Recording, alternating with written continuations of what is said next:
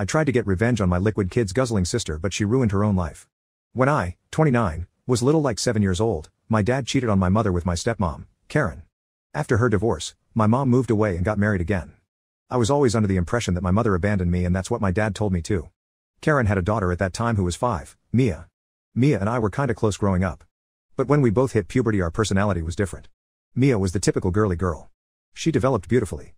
She was basically like Cassie from Euphoria. She would get all the attention. Even my relatives preferred her more than me. I was basically a nerd. I was interested in sports, but I was told that I do not look bad and I am very attractive and pretty in my own way. But I was overshadowed by Mia. My dad was someone who was an opportunist. Whenever he would see an opportunity for him to shine, he would take it. Even if it meant sidelining his own daughter. He saw that Mia got more attention than me, so he invested everything on her. I was kinda jealous. But I wasn't really that bothered because I believed if I did something good I would be appreciated. So, I studied hard and got into a prestigious university. That was the only time my father threw a party for me because I was the first in the family to do it. But Mia was jealous of it. So, anyways, during my last year of high school I started dating Tim, 30. He proposed to me when we were sophomores in college. But we decided to wait till our graduation. So one day during our semester break, I went to his home and I saw him effing Mia. I was shocked to say the least. I remember I was crying and screaming at him. I could never forget the smirk on Mia's face. That's when I knew Mia was a B word. So, my dad and stepmom knew about it, and guess what? My dad told me to forgive them. His logic: Tim fell out of love with me, so he fell in love with your sister.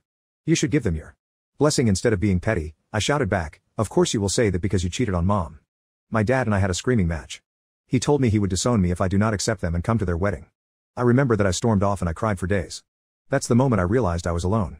My dad didn't care if I was dead or alive. I started therapy after a friend of mine pushed me to it. It did help a bit, but in my mind I wanted some revenge. I wanted to be petty and make her regret it. I started thinking about what I could do. My initial plan was to wear white on her wedding day. But then I ran into Mia's ex, Jay. Jay and Mia have been one of those couples who are on again off again. Mia exploited Jay a lot. The last time they broke up was when Jay caught Mia flirting with one of his friends. But there was a lot of history. So, when Jay learned about Mia and Tim, he was a little angry. He kept saying he wishes he could just take revenge on all the times Mia has done him wrong. So, I had another plan. I asked him to be my +1 at her wedding. I know Mia still has feelings for Jay. It would piss her off.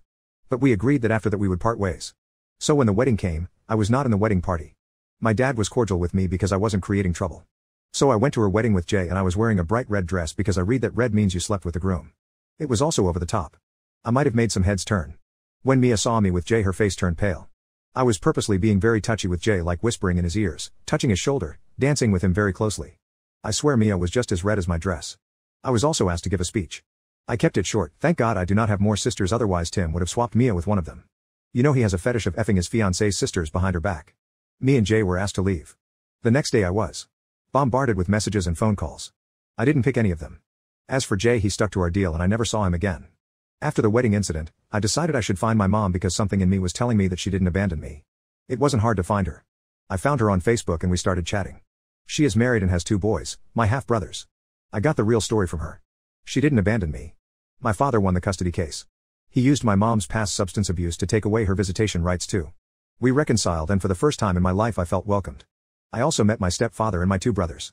They are amazing people. Since then, I would regularly meet them. 2 years after the wedding incident, I met a guy, Andy. We met during an alumni program in our college. He also went to our college, but he was 5 years my senior. We had a lot in common.